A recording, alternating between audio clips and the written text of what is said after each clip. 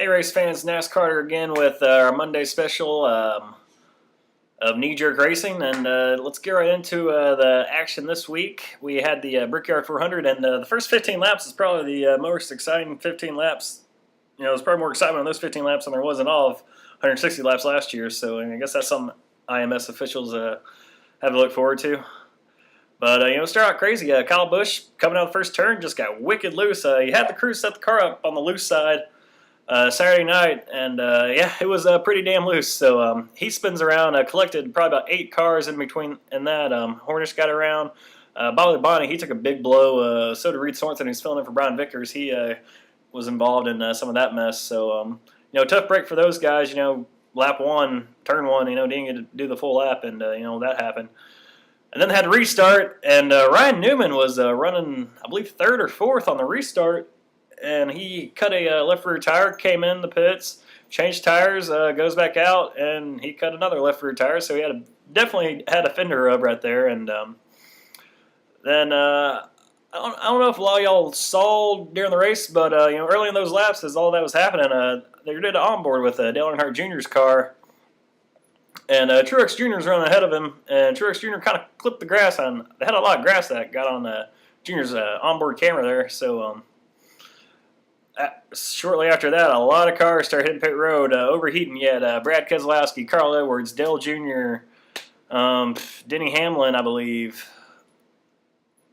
Just a handful of them. Big mess of cars that ended up hitting pit road for overheating. And then Robbie Gordon came into the pits. I believe he changed tires.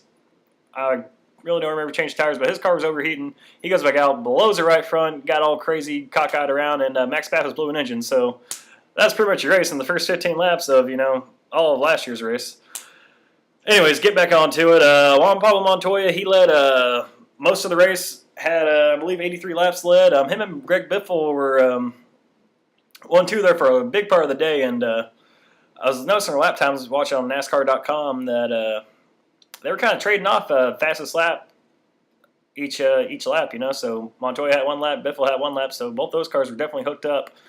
And then later on in the race came a crucial pit stop, about 30 laps to go, and a lot of guys took 2 tires. Juan Pablo Montoya came up the lead, took 4. Wasn't the good call, and what happens usually when Juan Montoya is leading the race and falls back behind, he overdrove the car and ended up taking out another good race car, and I believe probably would have been a top 10 car for my man Junior. But yeah, Montoya just overdrove it, hit the wall, and somebody, I guess, is a genius and said, hey, you know what's a smart idea? Just go on down the pit road right now with 30 cars trying to fly by you. So he tried that and collected Junior, and they ended up crashing down there at the entrance of pit road on the inside part of the wall. So, tough day for them, for Montoya and Dale Jr. Jimmy Johnson, he had a lot of problems. I guess he had a shock problem. Ended up losing a lap or 2 under caution, trying to make adjustments to the car. Canals had no idea what was going on. Let's see your other Hendrick guys. Jeff Gordon, he blew a tire, had tire tread actually come off on the pit lane pavement area down there, and so that didn't really cause a caution, but could have if he would have stayed on the track. So just Hendrick HMS was not having the day at the Brickyard like they're accustomed to having. Jamie McMurray is your big winner.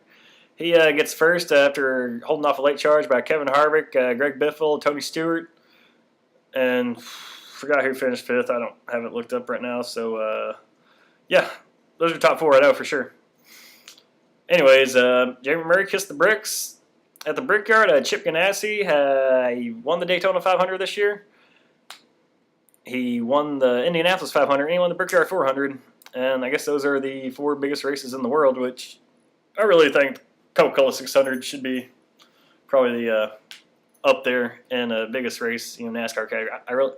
I don't think the Brickyard. I mean, the Brickyard, it's a prestigious race, because it's Indianapolis and all.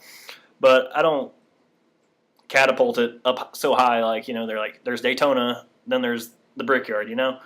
That's not how it is for me. For me, you got Daytona, which is the mecca of motorsports, NASCAR racing.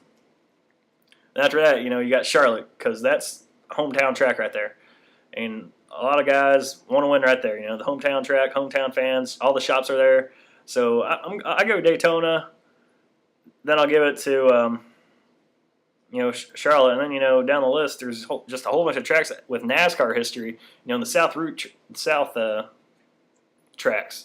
tracks. So Brickyard, it's not really on my agenda as being one of the best tracks out there, but hey, if ESPN wants to keep on beating the dead horse and talk about how prestigious it is, and let them go ahead, get the ratings up. Anyways, just want to say congratulations once again to Jamie McMurray. Takes a largemouth bass and kisses on the lips there on the bricks. If that made any sense, probably didn't. Anyways, I'm going to go out and I'm going to enjoy me a nice Coca-Cola. Love it when it's forward, love it when it's fast, love it when the leader's call, the pack is moving past, love it when they make you lots and lots of noise, can't wait to hear the double say. Boogity, boogity, boogity! Let's go racing, boys!